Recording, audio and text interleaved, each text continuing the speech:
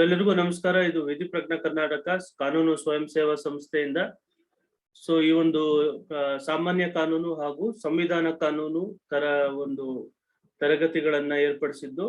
ಈ ನಿಟ್ಟಿನಲ್ಲಿ ಪ್ರತಿ ಭಾನುವಾರ ನಾವು ಸುಮಾರು ಸಂಜೆ 4:30 5 ಗಂಟೆವರೆಗೂ 5:15 ಸಹ ಈ ಒಂದು ತರಗತಿಗಳನ್ನ ಸಾಮಾನ್ಯ ಜನರಿಗೆ ಒಂದು ಉಚಿತ ಒಂದು ತರಗತಿಗಳನ್ನ ಮಾಡ್ಕೊಂಡ್ ಬಂದಿದ್ದೀವಿ.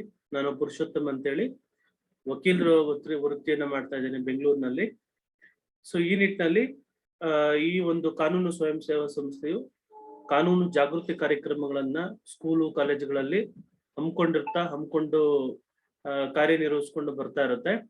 ಈ ನಿಟ್ಟಿನಲ್ಲಿ ಪ್ರತಿಯೊಬ್ಬ ನಾಗರಿಕನು, ಪ್ರತಿಯೊಬ್ಬರು ಕರ್ನಾಟಕದ ಪ್ರತಿಯೊಬ್ಬ ಸಾಮಾನ್ಯ ವ್ಯಕ್ತಿಯು ಸಹ ತಮ್ಮ ಹಕ್ಕಿನ ಬಗ್ಗೆ ತಮ್ಮ ಅರಿವು ಬರಬೇಕು ಅನ್ನೋ ಉದ್ದೇಶದಿಂದ ಅವನ ಅರಿವು ತಿಳಿಸ್ಕೊಡ್ಬೇಕು, ಅವನ ಹಕ್ಕಿನ ಒಂದು ಪರಿಚಯ ಮಾಡಿಕೊಡ್ಬೇಕು. ಅವನಿಗೆ ತನ್ನ ಹಕ್ಕು ಇದೆ ಅಂತ ಗೊತ್ತಾಗಿದ ತಕ್ಷಣ ಅವನು ಕಾನೂನಲ್ಲಿ ಅವನು ಆಕ್ಷನ್ ನ ತಗೋತಾನೆ, ಅವನ ಹಕ್ಕಿನ ವಿರುದ್ಧ ಅವನೇ ಹೋರಾಟವನ್ನ ಮಾಡ್ತಾನೆ. ಅವಾಗ ಅದೇ ರೀತಿಯಲ್ಲಿ ಎಲ್ಲಾ ಏನು ಸಾಮಾನ್ಯ ಜನರು ಅವರ ಹಕ್ಕಿನ ವಿರುದ್ಧ ಅವರು ಹೋರಾಟ ಮಾಡಿದ್ದೇ ಆದಲ್ಲಿ ದೇಶ ತಂತಾನಾಗೆ ಒಂದು ಡೆವಲಪ್ಮೆಂಟ್ ಆಗುತ್ತೆ, ಉದ್ಧಾರ ಆಗುತ್ತೆ ಅನ್ನೋ ಒಂದು ಉದ್ದೇಶದಿಂದ ಈ ಒಂದು ಕಾನೂನು ಸ್ವಯಂ ಸೇವಾ ಸಂಸ್ಥೆ ಆ ಒಂದು ಅಜೆಂಡಾ ಇಟ್ಕೊಂಡು ಕೆಲಸ ಮಾಡ್ತಾ ಬರ್ತಾ ಇದೆ. ಈ ನಿಟ್ಟಿನಲ್ಲಿ ಇವತ್ತಿನ ತರಗತಿಯ ವಿಷಯ ಏನು ಅಂತಂದ್ರೆ FIR ಹಾಗೂ ಸಂವಿಧಾನ ತತ್ವಗಳು ಅಂತ. ನೋಡಿ, FIR ಮತ್ತು ಸಂವಿಧಾನ ತತ್ವಗಳು ಅಂತ ಕರಿತಾ ಇದೀವಿ. ಈ FIR ಮತ್ತು ಸಂವಿಧಾನ ತತ್ವಗಳು ಅಂತಂದ್ರೆ ಏನು ಅರ್ಥ ಏನು ಇರ್ಬೋದು ಅಂತ ಹೇಳಿ. FIR ಅಂತಂದ್ರೆ ಅಲ್ಲಿ ಕ್ರಿಮಿನಲ್ ಲಾ ಆಯ್ತು, ಸಂವಿಧಾನ ಅಂತ ಬಂದಾಗ ಕಾನ್ಸ್ಟಿಟ್ಯೂಷನಲ್ ಲಾ ಆಯ್ತು. ಅದಕ್ಕೂ ಇದಕ್ಕೂ ಏನ್ ಸಂಬಂಧ ಅಂತ ನೀವು ಪ್ರಶ್ನೆಯನ್ನ ಕೇಳಿದ್ರೆ, ಮೊದಲನೇದಾಗಿ ನಾವ್ ಏನು ಅರ್ಥ ಮಾಡ್ಕೊಬೇಕು ಅಂತಂದ್ರೆ, ನೋಡಿ, ಸಂವಿಧಾನ ಅನ್ನೋದು ಮೂಲ ಒಂದು ಕಾನೂನು ಆಗಿರ್ತದೆ. ಈಗ ನಮ್ಗೆ ಏನು ಮೂಲ ನದಿ ಅಂತ ನಾವು ಕರಿತೀವಿ. ಮೂಲ ನದಿ, ಆ ಮೂಲ ನದಿ ಹರ್ಕೊಂಬರ್ತಾ ಬೇರೆ ಬೇರೆ ನದಿಯಾಗಿ ವಿಂಗಡೆ ಆಗುತ್ತೆ. ಅದನ್ನ ನಮ್ಗೆ ಗೊತ್ತಿದೆ. ಅದೇ ರೀತಿಯಲ್ಲಿ ಸಂವಿಧಾನ ಅನ್ನೋದು ಮೂಲ ಕಾನೂನಾಗಿದ್ದು, ಆ ಕಾನೂನು ಅಡಿಯಲ್ಲಿ ಬೇರೆ ಬೇರೆ ಕಾನೂನುಗಳು ರಚನೆ ಆಗಿರುತ್ತೆ. ಆ ರಚನೆ ಆಗಿರೋದ್ರಲ್ಲಿ ಒಂದು ಕಾನೂನು ಯಾವುದು ಅಂತಂದ್ರೆ ಕ್ರಿಮಿನಲ್ ಕಾನೂನು ಅನ್ನೋದು ಒಂದು ಕಾನೂನು. ಈ ಕಾನೂನು ಅನ್ನೋದು ಹೇಗ್ ಬಂತು, ದ ಪರ್ಪಸ್ ಆಫ್ ಲಾ ಅಂತ ನಾವು ಕೇಳಿದಾಗ ಏನು, what is the object of law ಅಂತಂದಾಗ ನಮ್ಗೆ ಏನಂತ ಒಂದು ಸಾಮಾನ್ಯ ರೀತಿಯಲ್ಲಿ ಅರ್ಥ ಆಗುತ್ತೆ ಅಂತಂದ್ರೆ, ಕಾನೂನು ಯಾಕೆ ಸೃಷ್ಟಿ ಆಯ್ತು ಅಂತಂದ್ರೆ the purpose of law is to maintain peace and law order in the society. To maintain peace in the society ಅಂದ್ರೆ ಶಾಂತಿ ಸುವ್ಯವಸ್ಥೆಯನ್ನ ಕಾಪಾಡೋದಕ್ಕೋಸ್ಕರ ಕಾನೂನು ಅನ್ನೋದು ನಿರ್ಮಾಣ ಆಯ್ತು ಅನ್ನೋದು ಒಂದು. ಎರಡನೇದು ಏನು ಅಂತಂತಂದ್ರೆ, ಕಾನೂನು ಸುವ್ಯವಸ್ಥೆಯಲ್ಲಿ ಅಪರಾಧಗಳನ್ನ ತಡೆಯೋದಕ್ಕೋಸ್ಕರನೂ ಸಹ ಕಾನೂನನ್ನ ರಚನೆಯನ್ನ ಮಾಡ್ತಾರೆ. ಸಮಾಜದಲ್ಲಿ ಯಾವುದೇ ಒಂದು ಅಪರಾಧ ಆಯ್ತು ಅಂದ್ರೆ ಆ ಅಪರಾಧ ಆ ವ್ಯಕ್ತಿಗೆ ಮಾತ್ರ ಸಂಬಂಧಿಸಿರಲ್ಲ, ಅದು ಇಡೀ ಸಮಾಜಕ್ಕೆ ಅನ್ವಯಿಸಿರುತ್ತೆ. ಈಗ ಉದಾಹರಣೆಗೆ ವೆಂಕಟೇಶ್ ಡಿ ಅನ್ನೋರ ಮೇಲೆ ಈಗ ಅಪ್ಪಾಜಿ ಅನ್ನೋರು ಹಲ್ಲೆಯನ್ನ ಮಾಡ್ತಾರೆ. ಹಲ್ಲೆನ ಎಲ್ಲಿ ಮಾಡ್ತಾರೆ? ಪಬ್ಲಿಕ್ ರೋಡ್ ನಲ್ಲಿ ಅವರು ಹಲ್ಲೆಯನ್ನ, ಅಪ್ಪಾಜಿಯವರು ವೆಂಕಟೇಶ್ ಡಿ ಅನ್ನೋರ್ ಮೇಲೆ ಹಲ್ಲೆಯನ್ನ ಮಾಡ್ತಾರೆ. ಮಚ್ಚನ್ನ ತಗೊಂಡು ಆ ಮಚ್ಚಿನಲ್ಲಿ ಆ ವೆಂಕಟೇಶ್ ಡಿ ಅನ್ನೋರ್ಗೆ ಹೊಡಿತಾರೆ. ಹೊಡೆಯೋದ್ರಿಂದ ಏನಾಗುತ್ತೆ, ಕೈಗೆ ಗಾಯ ಆಗುತ್ತೆ, ರಕ್ತ ಬರುತ್ತೆ. ಅದರಿಂದ ನೋಡ್ದಂತ ಜನ ಓಡೋಗ್ತಾರೆ, ಗಾಬರಿಯಿಂದ ಓಡೋಗ್ತಾರೆ, ಭಯಭೀತರಾಗ್ತಾರೆ. ಅಂದಾಗ ಅಲ್ಲಿ ಇಂಜೂರ್ಡ್ ಪರ್ಸನ್ ವೆಂಕಟೇಶ್ ಅವರಾಗಿದ್ರು ಸಹ ಅದಕ್ಕೆ ಆ ಹಲ್ಲೆಗೆ ಒಳಗಾದಂತವ್ರು ವೆಂಕಟೇಶ್ ಅವರಾದ್ರೂ, ವೈಯಕ್ತಿಕವಾಗಿ ವೆಂಕಟೇಶ್ ಅವರಾದ್ರೂ ಸಹ ಅದರಿಂದ ಪ್ಯಾಸಿವ್ ಆಗಿ ಎಫೆಕ್ಟ್ ಆಗಿರೋಂಥವ್ರು ಅಲ್ಲಿದ್ದಂತ ಜನಕ್ಕೂ ಸಹ ಏನಾಗಿರುತ್ತೆ ಅಂದ್ರೆ ಭಯಭೀತರಾಗಿ ಓಡೋಗ್ಬಿಟ್ಟಿರ್ತಾರೆ, ಚೆಲ್ಲಾಪಿಲ್ಲಿಯಾಗಿ ಓಡೋಗ್ತಾರೆ, ಭಯಗೊಂಡಿರ್ತಾರೆ. ಅದರಿಂದ ಏನಾಗುತ್ತೆ ಅಂತಂದ್ರೆ ಅಲ್ಲಿರಂತ ಜನಗಳಕ್ಕೆ ಜೀವಿಸುವ ಹಕ್ಕಿಗೂ ಸಹ ಒಂದು ಧಕ್ಕೆ ಬರುತ್ತೆ. ಇವರು ಮಾಡಿದಂತ ಕೃತ್ಯ ಆ ವ್ಯಕ್ತಿಗೆ ಸಂಬಂಧಿಸಿರಲ್ಲ, ಇಡೀ ಸಮಾಜಕ್ಕೆ ಸಂಬಂಧಿಸಿರುತ್ತೆ ಅಂತ. A crime is not only to that person, it is a crime against whole society ಅಂತ. As state has its own duty to protect its citizen. So ಈ ನಿಟ್ಟಿನಲ್ಲಿ ಪ್ರತಿಯೊಂದು ರಾಜ್ಯ ಸರ್ಕಾರಕ್ಕೆ ಅಥವಾ ಆ ರಾಜ್ಯಕ್ಕೆ, ಆ ಸರ್ಕಾರಕ್ಕೆ ಒಂದು ಹೊಣೆ ಇರುತ್ತೆ. ಏನು ಅಂತಂದ್ರೆ ಆ ತಮ್ಮ ಪ್ರಜೆಗಳನ್ನ ರಕ್ಷಣೆ ಮಾಡುವಂತದ್ದು.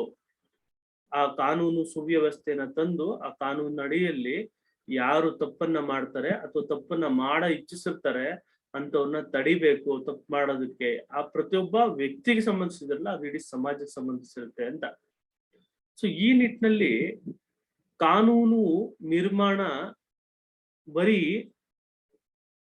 ಕೇವಲ ಸರ್ಕಾರ ಅಷ್ಟೇ ಅಲ್ಲ ಮಾಡೋದು, ಕೆಲವರು ಸಂದರ್ಭದಲ್ಲಿ ಕೋರ್ಟು ಸಹ ಕಾನೂನುಗಳನ್ನ ಮಾಡುತ್ತೆ ಅಂತ ಹೇಳಿ.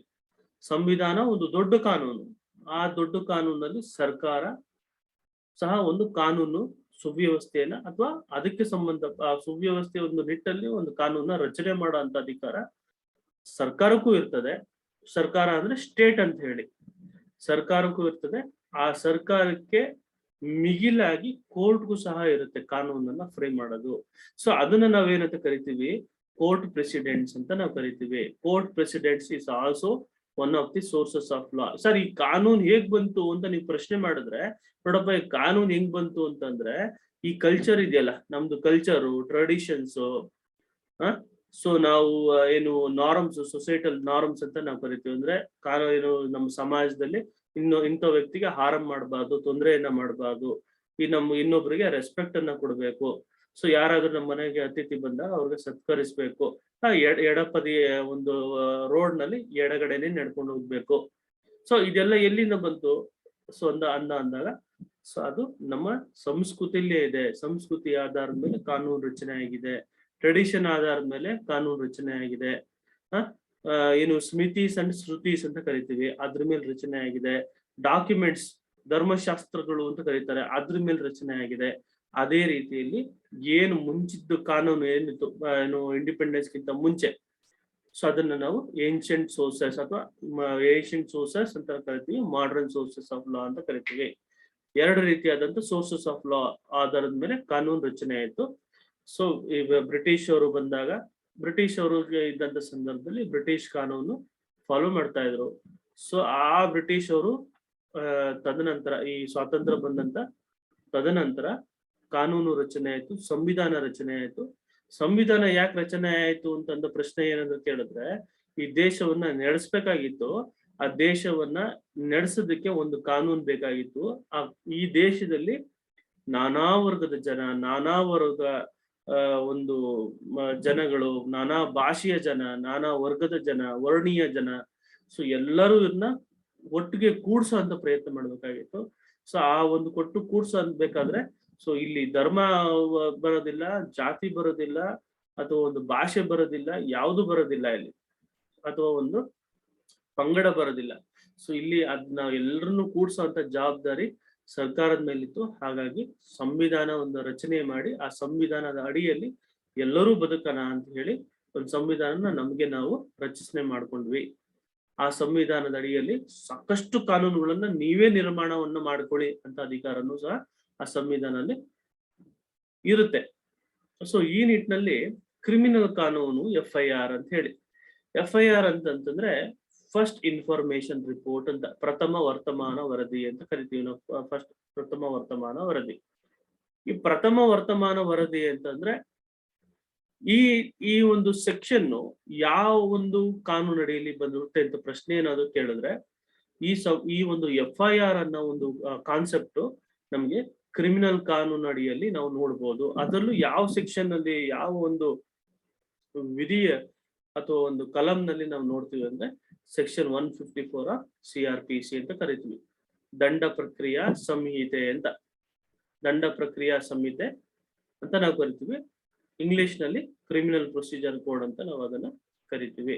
Section 154 of CRPC explains about the concept of FIR. ಯಾವ ಸಂದರ್ಭದಲ್ಲಿ FIR ಮಾಡಬೇಕು ಅಂತ ಪ್ರಶ್ನೆ ಬಂದಾಗ, ಸೊ ಸರ್ವೋಚ್ಚ ನ್ಯಾಯಾಲಯ ಹಾಗೂ ಕರ್ನಾಟಕ ಉಚ್ಚ ನ್ಯಾಯಾಲಯಗಳು ಸಹ ಅವ್ರದೇ ಆದಂತ ಒಂದು ವ್ಯಾಖ್ಯಾನ ಕೊಡ್ತಾರೆ. ಈ ಸಂದರ್ಭದಲ್ಲಿ ನೀವು FIR ಅನ್ನ ಮಾಡ್ಬೇಕು, ಈ ಸಂದರ್ಭದಲ್ಲಿ ನೀವು FIR ಮಾಡ್ಬೇಕು ಅಂತ ಹೇಳುತ್ತೆ. ಸೊ FIR ಗಳನ್ನ ಮಾಡೋ ಅಂತ ಸಂದರ್ಭದಲ್ಲಿ ಸಂವಿಧಾನದ ಒಂದು ತತ್ವಗಳನ್ನು ಸಹ ನೀವು ನೆನಪಲ್ಲಿ ಇಟ್ಕೊಬೇಕು ಅಂತ ಹೇಳುತ್ತೆ. ನಾನು ನಿಮ್ಗೆ ಹೇಳ್ತಾ ಇದ್ದೆ, ಕೋರ್ಟ್ಗೂ ಸಹ ನ್ಯಾಯವನ್ನ ಮಾಡಂತ ಅಧಿಕಾರ ಇದ್ದು, ನ್ಯಾಯದ ಒಂದು ತೀರ್ಮಾನದ ಜೊತೆಯಲ್ಲಿ ಕಾನೂನುಗಳನ್ನ ಸಹ ಮಾಡುವಂತದ್ದು ಸಹ ಕೋರ್ಟಿನ ಜವಾಬ್ದಾರಿಯಾಗಿರುತ್ತೆ. ಈ ನಿಟ್ಟಿನಲ್ಲಿ ಸಾಕಷ್ಟು ಒಂದು ತತ್ವಗಳನ್ನ ಕೋರ್ಟ್ ಅಥವಾ ನ್ಯಾಯಾಲಯಗಳು ರಚಿಸಿರುತ್ತವೆ. ಈ ನಿಟ್ಟಿನಲ್ಲಿ ನಮ್ಗೆ ಪ್ರಸಿದ್ಧವಾದಂತ ಒಂದು ಕೇಸ್ ಯಾವುದು ಅಂತಂದ್ರೆ DK Basu versus state of West Bengal. So ಈ ಒಂದು ಪ್ರಕರಣಗಳ ಕೋರ್ಟ್ ಪ್ರಕರಣಗಳು ನ್ಯಾಯವನ್ನ ತೀರ್ಮಾನ ಮಾಡುತ್ತೆ. ಅದ್ರ ಜೊತೆಗೆ ಕಾನೂನಿನ ತತ್ವಗಳನ್ನು ಹೇಳ್ಕೊಡುತ್ತೆ. ಈ ತತ್ವಗಳನ್ನ ಕಾನೂನು ಈ ಒಂದು ಕಾನೂನ ಫಾರಂ ಮಾಡೋ ಅಂತದ್ದು ಕೋರ್ಟ್ ಸಹ ಮಾಡುತ್ತೆ. ಅದು ಸೋರ್ಸಸ್ ಆಫ್ ಲಾಗೆ ಕೋರ್ಟಿನ ಒಂದು ತೀರ್ಪುಗಳು ಕಾರಣ ಆಗುತ್ತೆ. ಈ ನಿಟ್ಟಿನಲ್ಲಿ ಇವತ್ತಿನ ಒಂದು ಚರ್ಚೆಯ ವಿಷಯ ಏನು ಅಂತಂದ್ರೆ ಸಂವಿಧಾನ ತತ್ವಗಳು ಹಾಗೂ ಪ್ರಥಮ ವರ್ತಮಾನ ವರದಿ. ಸಂವಿಧಾನ ತತ್ವ, constitutional principles and first information report. ಇದಕ್ಕೂ ಏನ್ ಸಂಬಂಧ ಸರ್ ಅಂತ ಕೇಳಿದ್ರೆ, ಮೊದಲು ನಾವು ಅರ್ಥ ಮಾಡ್ಕೊಬೇಕಾಗಿರೋದು ಏನು ಅಂತಂದ್ರೆ ಸಂವಿಧಾನದ ತತ್ವಗಳು ಯಾವ್ಯಾವು ಅಂತ. ಸಂವಿಧಾನದ ತತ್ವಗಳು ಯಾವ್ಯಾವು ಅಂತಂದಾಗ ನಮ್ಗೆ ಈ ಸಂವಿಧಾನ ಪುಸ್ತಕಗಳನ್ನ ಓದಿದಾಗ ಅಥವಾ ಸಮಾಜ ಒಂದು ವಿಜ್ಞಾನ ಸೋಷಿಯಲ್ ಸೈನ್ಸ್ ಅನ್ನ ಓದಿದಾಗ ನಮಗೆ ಒಂದು ಚಾಪ್ಟರ್ ಬರ್ತದೆ. ಏನ್ ಚಾಪ್ಟರ್ ಬರ್ತದೆ ಅಂದ್ರೆ ಕಾನ್ಸ್ಟಿಟ್ಯೂಷನ್ ಅಂತ ಬಂದಾಗ, ಫಂಡಮೆಂಟಲ್ ರೈಟ್ಸ್ ಅಂತ ಬಂದಾಗ ಮೂಲಭೂತ ಹಕ್ಕುಗಳು ಅಂತ ಕರಿತೀವಿ. ಮೂಲಭೂತ ಹಕ್ಕುಗಳು ಯಾವ್ಯಾವು? ಈ ಮೂಲಭೂತ ಹಕ್ಕುಗಳೇ ಮಾನವೀಯ ಹಕ್ಕುಗಳ ಅಥವಾ ಮಾನವ ಹಕ್ಕುಗಳ ಅಂತ ಕೇಳಿದ್ರೆ ಹೌದು ಅಂತ ಹೇಳ್ತೀವಿ. ಯಾಕೆ ಅಂತಂದ್ರೆ ನೋಡಿ, ಮಾನವ ಹಕ್ಕುಗಳ ಕಾಯ್ದೆ ಅಂತಾನೆ ಇದೆ. ಮಾನವ ಹಕ್ಕುಗಳ ಕಾಯ್ದೆ, ಮಾನವ ಹಕ್ಕುಗಳ ಸಂರಕ್ಷಣಾ ಕಾಯ್ದೆ ಅಥವಾ ರಕ್ಷಣಾ ಕಾಯ್ದೆ 1993 act, protection of human rights act 1993. ಅದರಲ್ಲಿ ಸೆಕ್ಷನ್ 2 ಕ್ಲಾಸ್ 1 ಸಬ್ ಕ್ಲಾಸ್ ಡಿ ಏನಂತ ಎಕ್ಸ್ಪ್ಲೈನ್ ಮಾಡುತ್ತೆ ಅಂದ್ರೆ ಹ್ಯೂಮನ್ ರೈಟ್ಸ್ ನ, ಮಾನವೀಯ ಹಕ್ಕುಗಳನ್ನ ಏನಂತ ಹೇಳುತ್ತೆ ಅಂತಂದ್ರೆ right to life, right to liberty, right to equality and dignity, which is enshrined in the constitution and also which is enforceable in the Indian courts ಅಂತ ಹೇಳುತ್ತೆ. So human rights constitute rights to equality, right to liberty, right to life, right to dignity. right to life ಅಂತ ಹೇಳ್ತೀವಿ. right to life ಅಂದ್ರೆ ಏನು? ಜೀವಿಸುವ ಹಕ್ಕನ್ನ ನಾವು right to life ಅಂತ ಕರಿತೀವಿ. Right to life, right to liberty. Liberty ಅಂತಂದ್ರೆ ಸ್ವೇಚ್ಛಾಚಾರದ ಒಂದು ಹಕ್ಕು. ನನ್ನ ಇಷ್ಟ ಬಂದಂಗೆ ನಾನು ಜೀವಿಸೋ ಅಂತ ಹಕ್ಕನ್ನ ನಾನು ಲಿಬರ್ಟಿ ಅಂತ ಕರಿತೀನಿ. ನಾನು right to liberty, right to life ಅಂತ ಕರಿತೀನಿ. ಇಲ್ಲಿ ರೈಟ್ ಟು ಲೈಫ್ ಅಂದಾಗ ನನಗೆ ಜೀವನ ಮಾಡೋಂತ ಹಕ್ಕು. ನಾನು ಜೀವನ ಮಾಡ್ಬೇಕು, ನಾನು ಜೀವಿಸ್ಬೇಕು. ಈ ಒಂದು ಸಮಾಜದಲ್ಲಿ ನಾನು ಜೀವಿಸ್ಬೇಕಾಗುತ್ತೆ. ಅಂತ ಸಂದರ್ಭದಲ್ಲಿ ಅದಕ್ಕೆ ಧಕ್ಕೆ ಆದಂತ ಸಂದರ್ಭದಲ್ಲಿ ನಾನು ನಿಮಗೆ ಓದ ತರಗತಿಗಳಲ್ಲಿ ಹೇಳಿದ್ದೀನಿ. ಏನು ರಿಟ್ ಪ್ರಾವಿಷನ್ಸ್ ಇರ್ತದೆ ಸಂವಿಧಾನದಲ್ಲೇ, ರಿಟ್ ಪ್ರಾವಿಷನ್ಸ್ ಇರುತ್ತೆ. ನೀವು ರಿಟ್ ಅರ್ಜಿಗಳನ್ನ ಹಾಕಿ ನಿಮ್ಮ ಮೂಲಭೂತ ಹಕ್ಕುಗಳನ್ನ ಎನ್ಫೋರ್ಸ್ ಮಾಡ್ಬೋದು. ನೋಡಿ, ನನ್ನ ಮೂಲಭೂತ ಹಕ್ಕು ಸಂವಿಧಾನ ಕೊಟ್ಟಿದೆ, ಆದ್ರೂ ಸಹ ನಮ್ಗೆ ಬಂದು ಈ ತರ ತೊಂದರೆಯನ್ನ ಕೊಡ್ತಾ ಇದ್ದಾರೆ ಅಂತೇಳಿ ನೀವು ಕೋರ್ಟಿನ ಮೊರೆ ಹೋಗ್ಬೋದು, ಅದಕ್ಕೂ ಒಂದು ಅವಕಾಶ ಇದೆ ಕಾನೂನಲ್ಲಿ ಅಂತ ತಿಳಿಸ್ಕೊಟ್ಟಿದ್ದೆ. ಈ ನಿಟ್ಟಿನಲ್ಲಿ ರೈಟ್ ಟು ಲಿಬರ್ಟಿ ಅಂತ ನಾವು ಕರಿತೀವಿ. ಇಲ್ಲಿ ರೈಟ್ ಟು ಲಿಬರ್ಟಿ ಅಂತ ಬಂದಾಗ ಯಾವ ಒಂದು ಸೆಕ್ಷನ್ ಬರ್ತದೆ ನೋಡಿ. ರೈಟ್ ಟು ಲಿಬರ್ಟಿ ಅಂದಾಗ ಆರ್ಟಿಕಲ್ 21 ಬರ್ತದೆ. ಅನುಚ್ಛೇದ 21 ಸಂವಿಧಾನದಲ್ಲಿ ಅನುಚ್ಛೇದ 21 article 21 of Indian constitution speaks about right to liberty ಅಂತ ಕರಿತೀವಿ. ಇಲ್ಲಿ ರೈಟ್ ಟು ಲಿಬರ್ಟಿ ಅಂತ ಬಂದಾಗ ನಮ್ಗೆ ಏನು ಅರ್ಥ ಮಾಡ್ಕೋಬೇಕು, ಇಲ್ಲಿ ನೀವು ಒಂದು ಸೂಕ್ಷ್ಮ ರೀತಿಯಲ್ಲಿ ಒಂದು ಯೋಚನೆ ಮಾಡಿದಾಗ ಒಬ್ಬ ವ್ಯಕ್ತಿ ಮೇಲೆ FIR ಆಯ್ತು ಅಂತ ಇಟ್ಕೊಳ್ಳಿ. FIR ಆದಂತ ಸಂದರ್ಭದಲ್ಲಿ ಆ ವ್ಯಕ್ತಿಯ ಜೀವಿಸುವ ಹಕ್ಕು ಅಥವಾ ಅವನ ಸ್ವೇಚ್ಛಾಚಾರದ ಹಕ್ಕು ಚ್ಯುತಿ ಆಗಲ್ವಾ? ಒಬ್ಬನ ಅರೆಸ್ಟ್ ಮಾಡ್ಕೊಂಡು ಕರ್ಕೊಂಬಂದ್ರು. ಅರೆಸ್ಟ್ ಮಾಡ್ಕೊಂಡು ಕರ್ಕೊಂಬಂದಾಗ ಅವನನ್ನ ಒಂದು ರೂಮ್ ನಲ್ಲಿ 4 ಗೋಡೆ ಮಧ್ಯದಲ್ಲಿ ಅವನ್ನ ಬಂಧಿಸಲಾಗುತ್ತೆ. ಅವಾಗ ಏನಾಯ್ತು? ಅವನ ಹಕ್ಕು ಚ್ಯುತಿ ಆಗ್ಲಿಲ್ವಾ? ರೈಟ್ ಟು ಮೂವ್ಮೆಂಟ್ ಅಂತ ನಾವು ಕರಿತೀವಿ. ರೈಟ್ ಟು ಮೂವ್ಮೆಂಟ್ ಅಂದ್ರೆ ಏನು? ನನ್ನ ಇಷ್ಟದ ಪ್ರಕಾರ ನಾನು ಎಲ್ಲಿ ಬೇಕಾದ್ರೂ ಓಡಾಡೋ ಅಂತ ಅಧಿಕಾರ ನನಗಿದೆ, ಸಂವಿಧಾನ ಕೊಟ್ಟಿದೆ. ನೀನು ತಪ್ಪು ಮಾಡಿದ್ಯಾ, ನೀನು ಅಪರಾಧವನ್ನು ಎಸಗಿದ್ದೀಯಾ, ಆ ಅಪರಾಧ ನಾನು ಹೇಳಿದೆ, ಆ ಒಬ್ಬ ವ್ಯಕ್ತಿ ಮೇಲೆ ಅನ್ವಯಿಸಿರೋದಿಲ್ಲ, ಇಡೀ ಸಮಾಜದ ಮೇಲೆ ಅಪರಾಧ ಒಂದು ಅನ್ವಯಿಸಿರುತ್ತೆ ಒಂದು ಅಪರಾಧ. ನಿಮ್ಗೆ ಉದಾಹರಣೆ ಏನು ಕೊಟ್ಟೆ ನಾನು. ಅಪ್ಪಾಜಿಯವರು ವೆಂಕಟೇಶ್ ಅವ್ರ ಮೇಲೆ ಹಲ್ಲೆ ಮಾಡಿದ್ರೆ ಆ ವೆಂಕಟೇಶ್ ಅವ್ರಿಗೆ ಮಾತ್ರ ತೊಂದರೆ ಆಗಿರಲ್ಲ, ಅದು ಇಡೀ ಸಮಾಜದ ಮೇಲೆ ತೊಂದರೆ ಆಗಿರುತ್ತೆ. ಹಂಗಾಗಿ ಏನ್ ಮಾಡ್ತಾರೆ, ಅದನ್ನ ನೋಡ್ಕೊಂಡು ಇನ್ನೊಬ್ಬ ತಪ್ಪು ಮಾಡ್ತಾನೆ, ಅವಾಗ ಸಮಾಜದಲ್ಲಿ ಕಾನೂನು ಸುವ್ಯವಸ್ಥೆ ಇರೋದಿಲ್ಲ, ಸಮಾಜದಲ್ಲಿ ಶಾಂತಿ ನೆಲೆಸಲ್ಲ. ಒಬ್ಬ ನೋಡ್ಕೊಂಡು ಇನ್ನೊಬ್ಬ ಮಾಡ್ತಾನೆ, ಇನ್ನೊಬ್ಬ ನೋಡ್ಕೊಂಡು ಇನ್ನೊಂದ್ ಮಾಡ್ತಾನೆ. ಹಂಗಾಗಿ ಅವಾಗ ಏನಾಗುತ್ತೆ, ಏನು ವೆಲ್ಫೇರ್ ಸ್ಟೇಟ್ ಆಗಿ ಉಳಿಯಲ್ಲ, ಸಮಾಜದಲ್ಲಿ ಶಾಂತಿ ನೆಲೆಸಲ್ಲ. ಅವಾಗ ಏನಾಗುತ್ತೆ, ಗೊಂದಲಗಳಾಗುತ್ತೆ, ಭಯಭೀತರಾಗ್ತಾರೆ, ಭಯದ ವಾತಾವರಣ ಸೃಷ್ಟಿಯಾಗುತ್ತೆ. ಸೊ ನಾಗರಿಕ ಸಮಾಜದಿಂದ ನಾವು ಬೇರೆ ಒಂದು ಸಮಾಜವನ್ನ ನೋಡುವಂತ ಪರಿಸ್ಥಿತಿ ಬರುತ್ತೆ. ಈ ನಿಟ್ಟಲ್ಲಿ ಪೊಲೀಸ್ನವ್ರಿಗೆ ಒಂದು ಅಧಿಕಾರವನ್ನ ಕೊಟ್ಟಿರ್ತಾರೆ.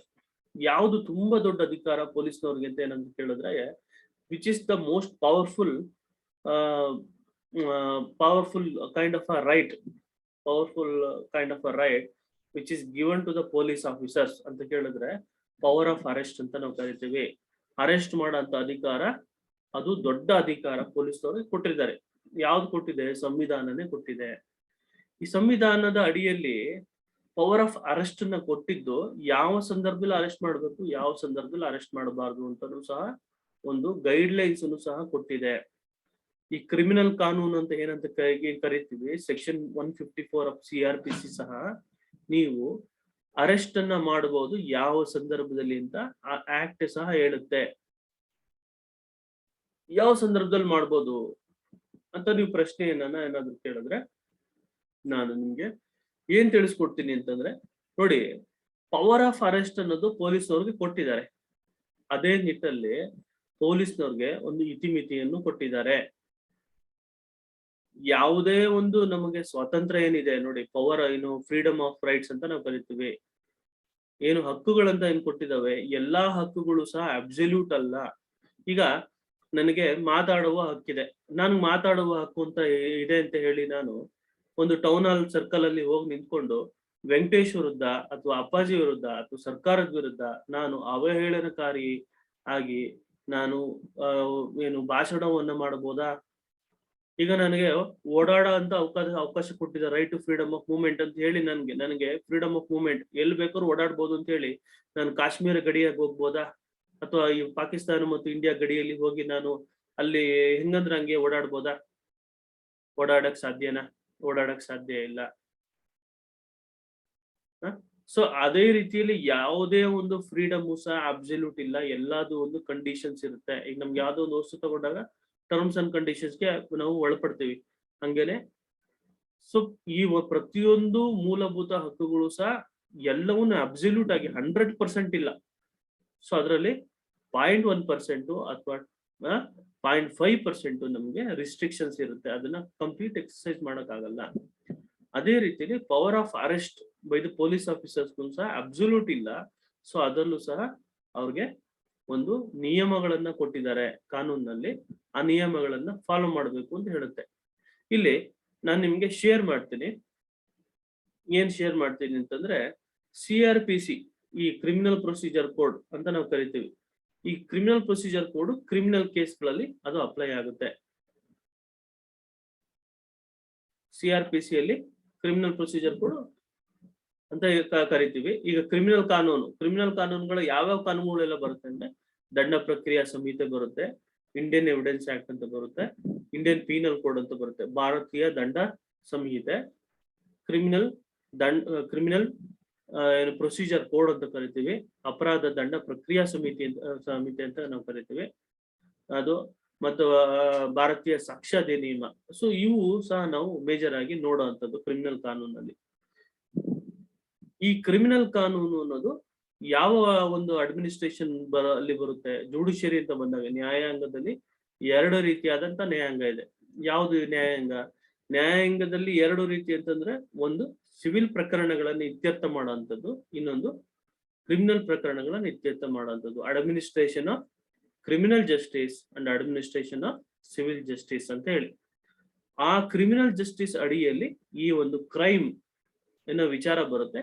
ಕ್ರೈಮ್ ಅಂತ ಬಂದಾಗ ಮೊದಲ ಒಂದು ಹಂತದಲ್ಲಿ FIR ಗಳನ್ನ ಪೊಲೀಸ್ನವರು ಮಾಡ್ತಾರೆ. ಈ FIR ಗಳನ್ನ ಪೊಲೀಸ್ನವರು ಮಾಡೋದಕ್ಕಿಂತ ಮುಂಚೆ ನಾವು ಸೆಕ್ಷನ್ ಏನ್ ಹೇಳುತ್ತೆ, ಯಾವ ಸೆಕ್ಷನ್, ಈ ಸೆಕ್ಷನ್ ಏನಂತ ಹೇಳುತ್ತೆ ನೋಡೋಣ. ಸೊ 154 ಸೆಕ್ಷನ್ ಏನ್ ಹೇಳುತ್ತೆ ನೋಡೋಣ.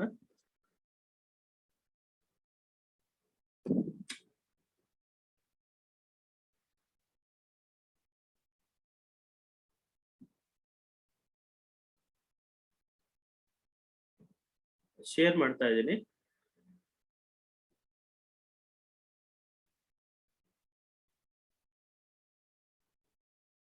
ನೋಡಿ, ಇದು code of criminal procedure code ಅಂತ. ನಿಮ್ಗೆ ಕ್ರಿಮಿನಲ್ ಅಪರಾಧಗಳನ್ನ ತಡೆಯೋದಕ್ಕೋಸ್ಕರ, ಒಂದ್ ವೇಳೆ ತಡೆಯೋದಕ್ಕೋಸ್ಕರ ಆ ಕ್ರಿಮಿನಲ್ ಅಪರಾಧಗಳನ್ನ ಹೇಗೆ ಅಪರಾಧಗಳ ಒಂದು ಪನಿಷ್ಮೆಂಟ್ ನ ಮಾಡ್ಬೇಕು, ಹೇಗೆ ಒಂದು ಕೋರ್ಟ್ನವರು, ಏನು ಕ್ರಿಮಿನಲ್ ಕೋರ್ಟ್ ಅಂತ ನಾವು ಕರಿತೀವಿ, ಮ್ಯಾಜಿಸ್ಟ್ರೇಟ್ ಕೋರ್ಟ್ ಅಂತ ಕರಿತೀವಿ, ಸೆಷನ್ಸ್ ಕೋರ್ಟ್ ಅಂತ ಕರಿತೀವಿ. ಸೊ ಆ ಕೋರ್ಟ್ನವರು ಕ್ರಿಮಿನಲ್ ಪ್ರಕರಣಗಳನ್ನ ಹೇಗೆ ಇತ್ಯರ್ಥ ಮಾಡ್ಬೇಕು ಅನ್ನೋದನ್ನ ತಿಳಿಸ್ಕೊಡುತ್ತೆ ಈ ಒಂದು ಕಾನೂನು. ಏನು ಅಂತಾರೆ, ಏನು ಕ್ರಿಮಿನಲ್ ಪ್ರೊಸೀಜರ್ ಕೋಡ್, ದಂಡ ಪ್ರಕ್ರಿಯಾ ಸಂಹಿತೆ, ಭಾರತೀಯ ದಂಡ ಅಧಿನಿಯಮ ಅಂತ ಕರಿತೀವಿ. ಇಂಡಿಯನ್ ಪೀನಲ್ ಕೋಡ್ ಮತ್ತು criminal procedure code. Indian penal code ನಲ್ಲಿ ಇಂಥ ಅಪರಾಧಕ್ಕೆ ಇಂಥ ಶಿಕ್ಷೆ ಅಂತ ಹೇಳುತ್ತೆ, ಆಯ್ತಾ. ಸೊ ಇಂಡಿಯನ್ ಪೀನಲ್ ಕೋಡ್ ನಲ್ಲಿ ನೀನ್ ಇಂಥ ಅಪರಾಧವನ್ನ ಮಾಡಿದಾಗ ಇಂಥ ಶಿಕ್ಷೆಯನ್ನ ವಿಧಿಸಬಹುದು ಅಂತ ಹೇಳುತ್ತೆ. ಆ ಶಿಕ್ಷೆ ವಿಧಿಸ ಅಂತದನ್ನ, ಆ ಒಂದು ಪ್ರಕರಣಗಳನ್ನ ಹೇಗೆ ನಡೆಸಬೇಕು ಅಂತ ಹೇಳೋದು criminal procedure code. Indian penal code ಅಲ್ಲಿ ನಿಮ್ಗೆ ಶಿಕ್ಷೆ ಪ್ರಮಾಣ ಗೊತ್ತಾಗುತ್ತೆ. ಕ್ರಿಮಿನಲ್ ಪ್ರೊಸೀಜರ್ ಕೋಡ್ ಅಲ್ಲಿ ಆ ಒಂದು ಅಪರಾಧವನ್ನ ಹೇಗೆ ಕೋರ್ಟ್ ಅಲ್ಲಿ ವಿಲೇವರಿ ಮಾಡ್ಬೇಕು, ನ್ಯಾಯಾಲಯಗಳ ತೀರ್ಮಾನ ಮಾಡ್ಬೇಕು, ಪ್ರೊಸೀಜರ್ ಏನು ಅಂತ ಹೇಳುತ್ತೆ. ಸೊ ಈ ನಿಟ್ಟಿನಲ್ಲಿ FIR ನ ಒಂದು ಪರಿಚಯ ಮಾಡ್ಕೊಳ್ತೀನಿ ನೋಡಿ. FIR ಪರಿಚಯ ಏನಂದ್ರೆ ಸೆಕ್ಷನ್ 154 ಆಫ್ CRPC. ನೋಡಿ ಏನಂತ ಹೇಳುತ್ತೆ, ಇದು ಇನ್ಫಾರ್ಮೇಶನ್ ಇನ್ ಕಾಗ್ನಿಸಬಲ್ ಅಫೆನ್ಸ್ ಅಂತ ಹೇಳುತ್ತೆ. ಇಲ್ಲಿ FIR ಅಂತ ಪದ ಇಲ್ಲ ನಿಮ್ಗೆ, FIR ಅನ್ನೋ ಪದ ಇಲ್ಲ, ಆದ್ರೆ ನಿಮ್ಗೆ ಸೊ ಫಸ್ಟ್ ಇನ್ಫಾರ್ಮೇಶನ್ ರಿಪೋರ್ಟ್ ಅನ್ನ ನಾವು ಇಲ್ಲಿ ಸೆಕ್ಷನ್ 154 ಅಲ್ಲಿ ಇನ್ಫಾರ್ಮೇಶನ್ ಇನ್ ಕಾಗ್ನಿಸಬಲ್ ಕೇಸಸ್ ಒಂದು ಶೀರ್ಷಿಕೆ ಅಡಿಯಲ್ಲಿ ನಾವು ಕಲ್ತ್ಕೊತೀವಿ. ಸೆಕ್ಷನ್ 154 CRPC ನಾನು ಓದ್ತೀನಿ ನೋಡಿ.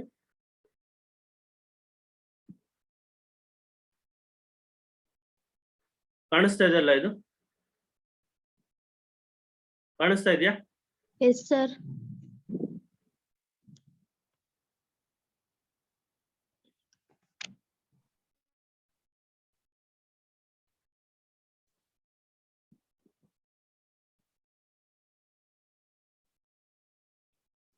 ನೋಡಿ, ಸೆಕ್ಷನ್ 154 ಏನಂತ ಹೇಳುತ್ತೆ ಅಂದ್ರೆ, every information relating to the commission of cognizable offense, if given orally to an officer in charge of a police station, shall be reduced to writing by him or under direction and be read over to the informant, and every such information, whether given in writing or reduced to writing as aforesaid, shall be signed by the person giving it, and the substance thereof shall be entered in a book to be kept by such officer in such form as the state government may prescribe in his behalf, provided that if the information is given by the woman against whom an offence under section 326A, 326B, 354, 354A, 354B, 354C, 354D, 376, 376A, 376B, 376C, D, E, and 509 of IPC is alleged to have been committed or attempted, then such information shall be recorded by a woman police officer or any woman officer,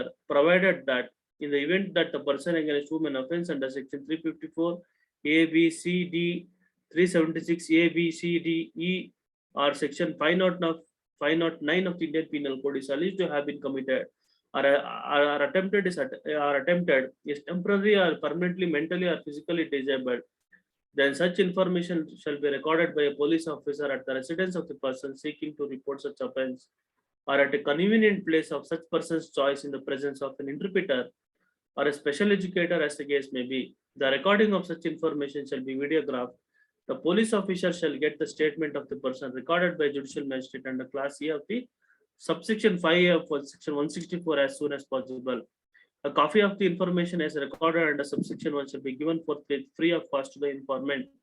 Any person aggrieved by a refusal on the part of an officer in charge of a police station to record the information referred to in subsection 1 may send the substance of such information writing by post to the superintendent of police concerned, who, if satisfied that such information discloses the commission of a cognizable offense, and shall either investigate the case himself or direct an investigation to be made by any police officer subordinate to whom in the manner provided by this code, and such officer shall have all the power of an officer in charge of the police station in relation to that offense ಅಂತ ಹೇಳುತ್ತೆ.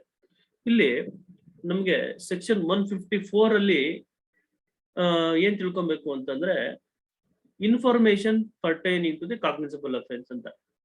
ಈ cognisable offence ಅಂತ ಅಂದ್ರೆ ಏನು ಅಂತ ಪ್ರಶ್ನೆ. ಈ cognisable offence ಅಂತಂದ್ರೆ ಸನ್ನೆಯ ಅಪರಾಧಗಳು ಅಂತ. ಯಾವುದೇ ಒಂದು ಅಪರಾಧಗಳು ಈ ಕ್ರಿಮಿನಲ್ ಪ್ರೊಸೀಜರ್ ಕೋಡ್ ನಲ್ಲಿ ಇಂಥ ಅಪರಾಧಗಳು ಸನ್ನೆಯ ಅಪರಾಧಗಳು ಅಂತಂದ್ರೆ, ಉದಾಹರಣೆಗೆ ನೀವು ನಾನು ನಿಮ್ಗೆ ಉದಾಹರಣೆಯನ್ನು ಕೊಟ್ಟೆ. ಏನು, ಹುಟ್ಟೇಶ್ ಲಮ್ಮಾಣಿಯವರು ಸಂತೋಷ್ ಅವರು ಜಗಳ ಆಡ್ತಾ ಇರ್ತಾರೆ. ಹುಟ್ಟೇಶ್ ಲಮ್ಮಾಣಿಯವರು ಸಂತೋಷ್ಗೆ ಚಾಕುವನ್ನ ಚುಚ್ಚಿದ್ರು. ರೋಡ್ ನಲ್ಲಿ ಹಾಡು ಹಗಲಲ್ಲೇ ಚಾಕುವನ್ನ ಚುಚ್ಚಿದಾಗ ಆ ವಿಚಾರವಾಗಿ ಪೊಲೀಸ್ನವ್ರಿಗೆ ಯಾರು ಕಂಪ್ಲೇಂಟ್ ನ ಕೊಡೋ ಅವಶ್ಯಕತೆ ಇಲ್ಲ. ಪೊಲೀಸ್ ಅವರ ಗಮನಕ್ಕೆ ಬಂದಾಗ ಪೊಲೀಸ್ನವರು ಆ ಒಂದು ಸ್ಥಳಕ್ಕೆ ಧಾವಿಸಿ ಯಾರು ಆ ಒಂದು ಅಪರಾಧವನ್ನ ಮಾಡಿರ್ತಾರೆ ಅವನನ್ನ ಅರೆಸ್ಟ್ ಮಾಡೋ ಅಂತದ್ದು. ಅಂತ ಅಪರಾಧಗಳನ್ನ ನಾವು ಕಾಗ್ನಿಸಬಲ್ ಅಫೆನ್ಸ್ ಅಂತ ನಾವು ಕರಿತೀವಿ. ಕಾಗ್ನಿಸಬಲ್ ಅಫೆನ್ಸ್ ಅಂದ್ರೆ ಯೂಶಲ್ ಆಗಿ ಏನಾಗುತ್ತೆ ಅಂತಂದ್ರೆ, ನಾವು ಸಾಮಾನ್ಯ ರೀತಿಯಲ್ಲಿ ಅರ್ಥ ಮಾಡ್ಕೊಬೇಕು ಅಂತಂದ್ರೆ, ಯಾವುದೇ ಒಂದು ಅಪರಾಧಕ್ಕೆ ಸರಿಸುಮಾರು 3 ವರ್ಷಗಳಕ್ಕಿಂತ ಜಾಸ್ತಿ ಕಾರಾಗೃಹ ವಾಸವನ್ನ ವಿಧಿಸ ಅಂತ ಅಪರಾಧಗಳನ್ನ ನಾವು ಕಾಗ್ನಿಸಬಲ್ ಅಫೆನ್ಸ್ ಅಂತ ಕರಿತೀವಿ. ಹೀನಿಯಸ್ ಅಫೆನ್ಸ್, ತುಂಬಾ ಕ್ರೂರ ಮಟ್ಟದ ಒಂದು ಅಫೆನ್ಸ್ ಗಳಿಗೆ ನಾವು ಏನಂತ ಕರಿತೀವಿ, ಕಾಗ್ನಿಸಬಲ್ ಅಫೆನ್ಸ್ ಅಂತ ಕರಿತೀವಿ. ಸೊ ಆ ಒಂದು ಕ್ರೂರತೆ ಮಟ್ಟ ಇಲ್ದಲೇ ಇದ್ದ ಅಪರಾಧಗಳನ್ನ ನಾವು ನಾನ್ ಕಾಗ್ನಿಸಬಲ್ ಅಫೆನ್ಸ್ ಅಂತ ನಾವು ಕರಿತೀವಿ. ಉದಾಹರಣೆಗೆ section 302 of Indian penal code. Section 302 of Indian penal code ಏನಂತ ಹೇಳುತ್ತೆ, ನೀನು ಒಬ್ಬ ವ್ಯಕ್ತಿಯನ್ನ ಮರ್ಡರ್ ಅನ್ನ ಮಾಡಿದ್ರೆ ಸರಿಸುಮಾರು 7 ವರ್ಷ ಹಾಗೂ ಜೀವಾವಧಿ ಇಲ್ಲ ಅಂದ್ರೆ ಮರಣ ದಂಡನೆಯನ್ನ ಕೊಡಬೇಕು ಅಂತ ಹೇಳಿ ಸೆಕ್ಷನ್ 302 ಹೇಳುತ್ತೆ. ಇಂಡಿಯನ್ ಪೀನಲ್ ಕೋಡ್ ನಲ್ಲಿ, ಭಾರತೀಯ ದಂಡ ಸಂಹಿತೆಯಲ್ಲಿ ಇಂಥ ಅಪರಾಧಕ್ಕೆ ಇಂಥ ಶಿಕ್ಷೆ, ಇಂಥ ಫೈನು ಅಂತ ಎಕ್ಸ್ಪ್ಲೈನ್ ಮಾಡುತ್ತೆ, ವ್ಯಾಖ್ಯಾನ ಹೇಳುತ್ತೆ. ಸೊ ಆ ಒಂದು ಇಂಡಿಯನ್ ಪೀನಲ್ ಕೋಡ್ ನಲ್ಲಿ ಈ ಸೆಕ್ಷನ್ 302 ಅನ್ನೋದು ಸನ್ನೆಯ ಅಪರಾಧ ಅಂತಂದ್ರೆ ಪೊಲೀಸ್ನವ್ರಿಗೆ ನೀವು ಕಂಪ್ಲೇಂಟ್ ಕೊಡೋ ಅವಶ್ಯಕತೆ ಇಲ್ಲ, ಅವರೇ ಬಂದು ಅದರಲ್ಲಿ ಇನ್ವೆಸ್ಟಿಗೇಷನ್ ಮಾಡೋ ಅಂತದ್ದು, ಅದನ್ನ ಕಾಗ್ನಿಸೆನ್ಸ್ ತಗೊಳ್ಳೋಂಥದ್ದು. ಕಾಗ್ನಿಸೆನ್ಸ್ ಅಂತಂದ್ರೆ ಏನು ಅಂದ್ರೆ ನೋಟಿಸ್ ಅಂತ ಕರಿತೀವಿ. ಸಾಮಾನ್ಯ ಭಾಷೆಯಲ್ಲಿ ಕಾಗ್ನಿಸಬಲ್ ಅಂತಂದ್ರೆ ನೋಟಿಸಬಲ್ ಅಫೆನ್ಸಸ್ ಅಂದ್ರೆ ಅದಕ್ಕೆ ಪೊಲೀಸ್ನವ್ರಿಗೆ ಯಾರು ನೋಟಿಸ್ ಕೊಡೋ ಅವಶ್ಯಕತೆ ಇಲ್ಲ. ಒಂದ್ ಸಣ್ಣ ಇನ್ಫಾರ್ಮೇಶನ್ ಬಂದ್ರೆ ಅವರೇ ಒಂದು ತನಿಖೆಯನ್ನ ಮಾಡ್ತಾರೆ. ಯಾರ ಒಂದು ಅಪರಾಧವನ್ನ ಮಾಡುತ್ತಾರೆ ಆ ಅಪರಾಧದಲ್ಲಿ ಅವ್ರ ಅರೆಸ್ಟ್ ಮಾಡೋಂತ ಅಧಿಕಾರ ಪೊಲೀಸ್ನವ್ರಿಗೆ ಇರುತ್ತೆ. ಸೊ ಇದು ಕಾಗ್ನಿಸಬಲ್ ಅಫೆನ್ಸ್ ಆಯ್ತು. ಎಲ್ಲಾ cognisable offences non bailable in nature ಇರುತ್ತೆ. ನೋಡಿ, ಎಲ್ಲಾ ಒಂದು cognisable offences non bailable in nature ಇರುತ್ತೆ. ಬೇಲಬಲ್ ಅಫೆನ್ಸ್ ಅಂದ್ರೆ ಏನು? ಬೇಲಬಲ್ ಅಫೆನ್ಸ್ ಅಂತಂದ್ರೆ ಕಂಡೀಷನಲ್ ರಿಲೀಸ್ ಕೊಡುವಂಥದ್ದು, ತಾತ್ಕಾಲಿಕವಾಗಿ ಬಿಡುಗಡೆ ಮಾಡುವಂಥದ್ದು ನಾವು ಬೇಲ್ ಅಂತ ಕರಿತೀವಿ ಕಾನೂನು ಭಾಷೆಯಲ್ಲಿ. ಸೊ ಈ ಒಂದು ಕಾಗ್ನಿಸಬಲ್ ಅಫೆನ್ಸ್ಗಳು, ಎಲ್ಲಾ ಕಾಗ್ನಿಸಬಲ್ ಅಫೆನ್ಸ್ಗಳು ನಾನ್ ಬೇಲಬಲ್ ಇನ್ ನೇಚರ್ ಇರುತ್ತೆ. ಅಂದ್ರೆ ಅದಕ್ಕೆ ಬೇಲ್ ಕೊಡಲ್ಲ, ಅದಕ್ಕೆ ಒಂದು ತಾತ್ಕಾಲಿಕ ಒಂದು ಬಿಡುಗಡೆಯನ್ನ ಕೊಡೋದಿಲ್ಲ, ಆ ತರ ಒಂದು ಅವಕಾಶ ಇರ್ತದೆ. ಇದು ಕಾಗ್ನಿಸಬಲ್ ಅಫೆನ್ಸ್ ಆಯ್ತು. ನಾನ್ ಕಾಗ್ನಿಸಬಲ್ ಅಫೆನ್ಸ್ ಆಯ್ತು, ಬೇಲಬಲ್ ಅಫೆನ್ಸ್ ಆಯ್ತು, ನಾನ್ ಬೇಲಬಲ್ ಅಫೆನ್ಸ್ ಆಯ್ತು. ನಾನ್ ಬೇಲಬಲ್ ಅಂತಂದ್ರೆ ಬೇಲ್ ಸಿಗದಲೇ ಇರೋಂತ ಅಫೆನ್ಸ್ ಗಳನ್ನ ನಾನ್ ಬೇಲಬಲ್ ಅಫೆನ್ಸ್ ಅಂತೀವಿ. ಬೇಲ್ ಸಿಗೋ ಅಂತ ಪ್ರಕರಣಗಳನ್ನ ಬೇಲಬಲ್ ಅಫೆನ್ಸ್ ಅಂತ ಕರಿತೀವಿ. ಎಲ್ಲಾ ನಾನ್ ಬೇಲಬಲ್ ಅಫೆನ್ಸ್ ಕಾಗ್ನಿಸಬಲ್ ಆಗಿರುತ್ತೆ. ಕಾಗ್ನಿಸಬಲ್ ಪೊಲೀಸ್ನವ್ರಿಗೆ ಯಾರು ಕಂಪ್ಲೇಂಟ್ ಅನ್ನ ಕೊಡೋ ಅವಶ್ಯಕತೆ ಇಲ್ಲ. ಇಲ್ಲಿ FIR ಅಂತ ಬಂದಾಗ ಸೆಕ್ಷನ್ 154 ಅಡಿಯಲ್ಲಿ FIR ಅನ್ನ ನೋಂದಾಯಿಸ್ಕೊಂತಾರೆ.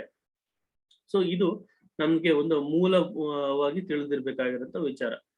ಇಲ್ಲಿ FIR ಅನ್ನ ಯಾವ ಒಂದು ಸಂದರ್ಭದಲ್ಲಿ ಮಾಡ್ಬೇಕು ಅಂತ ನಮ್ಗೆ ಈಗ ಗೊತ್ತಾಯ್ತು. ಏನು ಸ್ಟ್ಯಾಚ್ಯೂಟರಿ ಡೆಫಿನೇಷನ್ ಅಲ್ಲಿ ನಾವು ಓದ್ವಿ, ಸ್ಟ್ಯಾಚ್ಯೂಟ್ ಅಂದ್ರೆ ಕಾನೂನು ಅಂತ ಹೇಳಿ. ಕಾಯ್ದೆಯ ಒಂದು ವರ್ಡಿಂಗ್ಸ್ ಏನಂತ ಹೇಳುತ್ತೆ ಅಂದ್ರೆ, ಕಾಗ್ನಿಸಬಲ್ ಅಫೆನ್ಸ್ ಅನ್ನ ನೋಡಿದಾಗ ನೀನು ಅರೆಸ್ಟ್ ಅನ್ನ ಮಾಡ್ಬೇಕು ಅಂತ ಹೇಳುತ್ತೆ, FIR ಮಾಡ್ಬೇಕು ಅಂತ ಹೇಳುತ್ತೆ.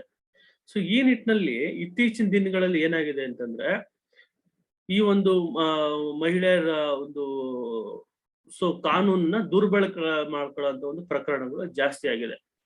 ಮಿಸ್ಯೂಸ್ ಆಫ್ ಲಾ ಅಂತ ನಾವು ಕರಿತೀವಿ ಅದನ್ನ. ಅಂದ್ರೆ ಕಾನೂನನ್ನ ದುರ್ಬಳಕೆ ಮಾಡುವಂತ ಒಂದು ವ್ಯವಸ್ಥೆ ಜಾಸ್ತಿ ಆಗಿದೆ. ಯಾವುದೇ ಒಂದು ಸಣ್ಣ ಗಂಡ ಹೆಂಡತಿ ಕಿತ್ತಾಟ ಆಗಿದ ತಕ್ಷಣ ಹೆಂಡತಿ ಹೋಗಿ ಗಂಡನ ಮೇಲೆ ಒಂದು ಕಂಪ್ಲೇಂಟ್ ಅನ್ನ ಕೊಡುವಂತದ್ದು.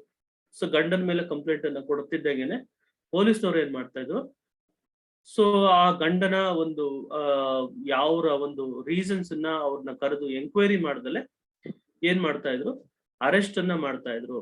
ಒಬ್ಬ ವ್ಯಕ್ತಿಯನ್ನ ಅರೆಸ್ಟ್ ಮಾಡಿದಾಗ ಏನಾಗುತ್ತೆ, ಅವನ ಒಂದು ಸಂವಿಧಾನಿಕ ಹಕ್ಕು, ಯಾವ್ದು ಸಂವಿಧಾನಿಕ ಹಕ್ಕು ಅಂತಂದ್ರೆ ರೈಟ್ ಟು ಲಿಬರ್ಟಿ ಅಂತ ಹೇಳಿ, ರೈಟ್ ಟು ಲೈಫ್ ಅನ್ನೋದು ಹೇಳಿ article 21 of the Indian constitution ಅದು ಚ್ಯುತಿ ಆಗ್ತಾ ಇತ್ತು.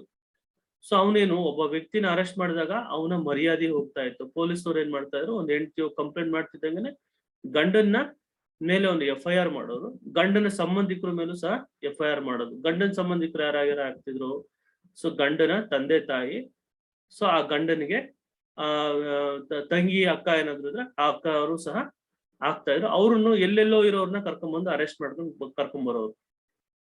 ಸೊ ಈ ಒಂದು ಪ್ರಕರಣಗಳು ಜಾಸ್ತಿ ಆಗೋದಕ್ಕೆ ಶುರು ಆಯ್ತು. ಸೊ ಈ ಒಂದು ಪ್ರಕರಣಗಳು ಜಾಸ್ತಿ ಆಗಿ ಯೂಶಲ್ ಆಗಿ ಒಂದು ಹೆಂಡತಿ ಈ ಒಂದು ಕೌಟುಂಬಿಕ ಸಮಸ್ಯೆ ಅಂತ ನಾವು ಬರ್ತೀವಿ. ಹೆಂಡತಿ ಒಬ್ಬ ಗಂಡನ ಮೇಲೆ ಹೋಗಿ ಕಂಪ್ಲೇಂಟ್ ಮಾಡಿದಾಗ ಅದು ಯಾವ ಸ್ವರೂಪದಾಗಿರುತ್ತೆ ಅಂತಂದ್ರೆ ಕೌಟುಂಬಿಕ ಕಲಹಗಳು ಅನ್ನೋ ಒಂದು ನಿಟ್ಟಿನಲ್ಲಿ ಆ ಒಂದು ಪ್ರಕರಣಗಳನ್ನ ದಾಖಲೆ ಮಾಡ್ತಾ ಇದ್ರು, ಏನು ರಿಜಿಸ್ಟರ್ ಅನ್ನ ಮಾಡ್ತಾ ಇದ್ರು. ಸೊ ರಿಜಿಸ್ಟರ್ ಅನ್ನ ಮಾಡಿ ಸೊ ಆ ಒಂದು ಕೋರ್ಟ್ಗೆ ಆ ಒಂದು ಪ್ರಕರಣವನ್ನ ಕೋರ್ಟ್ಗೆ ಕಳಿಸ್ತಂತ ಸಂದರ್ಭದಲ್ಲಿ ಸಾಕಷ್ಟು ಬಾರಿ ಶಿಕ್ಷೆ ಆಗ್ದಲೆ ಸೊ ಏನಾಗ್ತಾ ಇತ್ತು ಅಂತಂದ್ರೆ ಆ ಗಂಡನಿಗೆ ಬಿಡುಗಡೆಯನ್ನ ಕೊಡ್ತಾ ಇದ್ರು. ಸೊ ಆ ಕೇಸು ಪೂರ್ವನೇ ಆಗ್ತಾ ಇರಲಿಲ್ಲ, ಎಲ್ಲಾ ಫಾಲ್ಸ್ ಕೇಸನ್ನ ಮಾಡ್ತಾ ಇದ್ರು.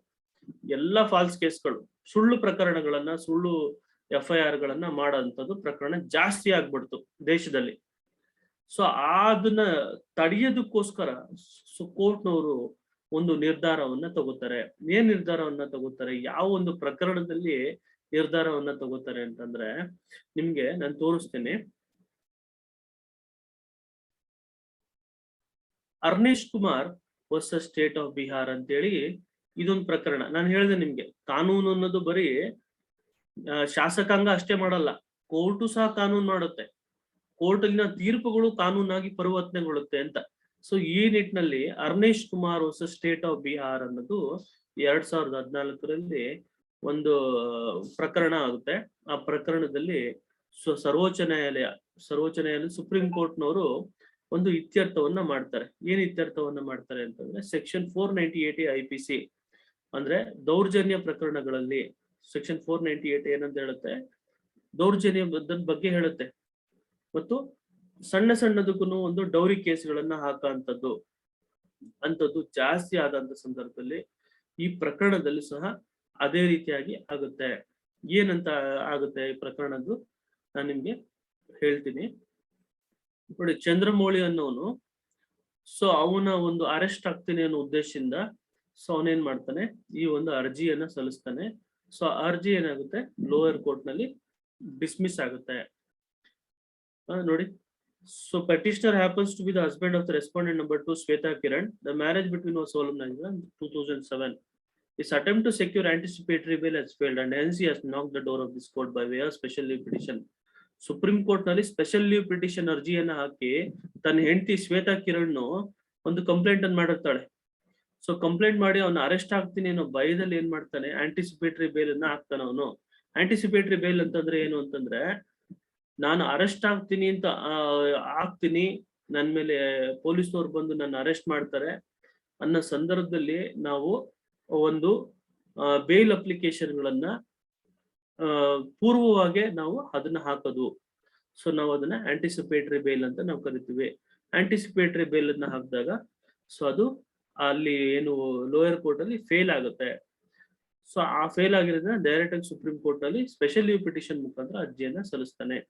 ಸೊ ಅರ್ಜಿಯನ್ನು ಸಲ್ಲಿಸಿದಾಗ ಈ ಪ್ರಕರಣದಲ್ಲಿ ಏನ್ ಇತ್ಯರ್ಥ ಮಾಡ್ತಾರೆ ಅಂದ್ರೆ ಸೆಕ್ಷನ್ 498 ಸಾಕಷ್ಟು ದುರ್ಬಳಕೆ ಮಾಡ್ಕೋತಾ ಇದ್ದಾರೆ. ಸೊ ಇಲ್ಲಿ ಎಲ್ಲಾ ಹೆಂಗಸರು ಅಂತಲ್ಲ, ಎಲ್ಲಾ ಹೆಣ್ಮಕ್ಳು ಅಂತಲ್ಲ, ಸೊ ಕೆಲವು ಜಾಸ್ತಿ ಪ್ರಕರಣದಲ್ಲಿ ನೋಡಿ, ಅದರಲ್ಲಿ national crime records bureau, ministry of home affairs ಅವರು ಒಂದು ಡೇಟಾವನ್ನ ಕೊಡ್ತಾರೆ. ಏನು ಅಂತ ಕೊಡ್ತಾರೆ ಅಂದ್ರೆ 1,00,000 ನೋಡಿ 2012 ಸ್ಟ್ಯಾಟಿಸ್ಟಿಕ್ಸ್ ಅದ್ರ ಪ್ರಕಾರ 1,97,772 ಜನ ಆ 2012 ಇಸ್ವಿಯಲ್ಲಿ ಅಷ್ಟು ಜನದ ಮೇಲೆ 498 ಪ್ರಕರಣ ದರ್ಜ್ ಆಗುತ್ತೆ. ಸೊ ಅದರಲ್ಲಿ 9.4% 2011ಕ್ಕಿಂತ ಜಾಸ್ತಿ ಆಯ್ತು. ಸೊ ಇಲ್ಲಿ ಅರೆಸ್ಟ್ ಆದಂತ ವ್ಯಕ್ತಿಗಳು ಅಲ್ಲಿ ಎಷ್ಟು ಜನ ಇರ್ತಾರೆ ಅಂತ ಅದರಲ್ಲಿ 47,951 ಜನ ಮಹಿಳೆಯರಾಗಿರ್ತಾರೆ. ಅದರಲ್ಲಿ ಗಂಡನ ತಾಯಿ ಹಾಗೂ ಗಂಡನ ಸಹೋದರಿಯರು ಸಹ ಇನ್ಕ್ಲೂಡ್ ಆಗಿರ್ತಾರೆ. ಸೊ ಅದ್ರಲ್ಲಿ 6% ಅರೆಸ್ಟ್ ಆದಂತ ಸಂದರ್ಭದಲ್ಲಿ 4.5% ಮತ್ತು ಏನು ಚಾರ್ಜ್ ಶೀಟ್ ಆಗದಂತ ಸಂದರ್ಭದಲ್ಲಿ ನೋಡಿ 3,72,706 ಕೇಸಸ್ ಪೆಂಡಿಂಗ್ ಅಲ್ಲಿ ಇತ್ತು. 3,17,000 ಜನಕ್ಕೆ ಶಿಕ್ಷೆ ಆಗಿರಲ್ಲ. 3,72,706ರಲ್ಲಿ 3,17,000 ಪ್ರಕರಣಗಳು ಯಾವ್ದ್ರಲ್ಲಿ ಎಂಡ್ ಆಗುತ್ತೆ ಅಂತಂದ್ರೆ ಬಿಡುಗಡೆಯಲ್ಲಿ ಎಂಡ್ ಆಗುತ್ತೆ. ಕೆಲವು ಪರ್ಸೆಂಟೇಜ್ ಮಾತ್ರ ಅವ್ರಿಗೆ ಶಿಕ್ಷೆ ಆಗಿರುತ್ತೆ. ಸೊ ಇದರಿಂದ ಏನಾಗುತ್ತೆ ಅಂತಂದ್ರೆ ಏನು ಗೊತ್ತಾಗುತ್ತೆ ಅಂದ್ರೆ ಸರ್ಕಾರಕ್ಕೆ ಫಾಲ್ಸ್ ಕೇಸ್ಗಳು ಪೊಲೀಸ್ನವರು ಜಾಸ್ತಿ ಮಾಡ್ತಾ ಇದ್ದಾರೆ. ಫಾಲ್ಸ್ ಕೇಸ್ಗಳು ಮಾಡ್ತಾ ಇರೋದ್ರಿಂದ ಏನಾಯ್ತು, ಸಂವಿಧಾನದ ಹಕ್ಕುಗಳು ಚ್ಯುತಿ ಆಗ್ತಾ ಇತ್ತು. ಸೊ ಅದರಿಂದ ಏನಾಗ್ತಾ ಇತ್ತು, ಸಮಾಜಕ್ಕೆ ಕಂಟಕಪ್ರಾಯ ಆಗ್ತಾ ಇತ್ತು. ಕಾನೂನು ಮಾಡಿರೋ ಉದ್ದೇಶ ಸರ್ವ್ ಆಗ್ತಾ ಇರ್ಲಿಲ್ಲ. ಕಾನೂನು ಮಾಡಿರೋ ಉದ್ದೇಶ ಏನಕ್ಕೆ, ಅಪರಾಧವನ್ನ ತಡೆಯೋದು ಉದ್ದೇಶ ಒಂದು, ಶಿಕ್ಷಿಸೋ ಉದ್ದೇಶ ಒಂದು, ರಿಫಾರ್ಮೇಶನ್ ಒಂದು ಉದ್ದೇಶ. ಯಾರು ತಪ್ಪು ಮಾಡಿರ್ತಾರೋ ಅಪರಾಧ ಇರ್ತಾರೆ ಅವ್ನಿಗೆ ಬದುಕುವಂತ ಹಕ್ಕು, ಅವನ್ ತನ್ನ ತಪ್ಪನ್ನ ತಿದ್ದುಕೊಂಡು ಮುಂದಕ್ಕೆ ಹೋಗುವಂತ ಹಕ್ಕು ಇರ್ತದೆ. ಸೊ ಈ ನಿಟ್ಟಿನಲ್ಲಿ ಆ ಉದ್ದೇಶ ಆಗ್ದಲೆ ಬೇರೆ ಒಂದು ಉದ್ದೇಶನ ಈ ಒಂದು ಫಾಲ್ಸ್ ಪ್ರಕರಣಗಳು, ಫಾಲ್ಸ್ ಕೇಸು ಮಾಡ್ತಾ ಇದ್ರು. ಸೊ ಈ ನಿಟ್ಟಿನಲ್ಲಿ ಸುಪ್ರೀಂ ಕೋರ್ಟ್ನವರು ಎಚ್ಚೆತ್ಕೊಂಡು ಒಂದು ಗೈಡ್ಲೈನ್ಸ್ ಅನ್ನ ಕೊಡ್ತಾರೆ. ಯಾರಿಗೆ ಗೈಡ್ಲೈನ್ಸ್ ಅನ್ನ ಕೊಡ್ತಾರೆ ಅಂದ್ರೆ ಪೊಲೀಸ್ನವ್ರಿಗೆ ಒಂದು ಗೈಡ್ಲೈನ್ಸ್ ಅನ್ನ ಕೊಡ್ತಾರೆ.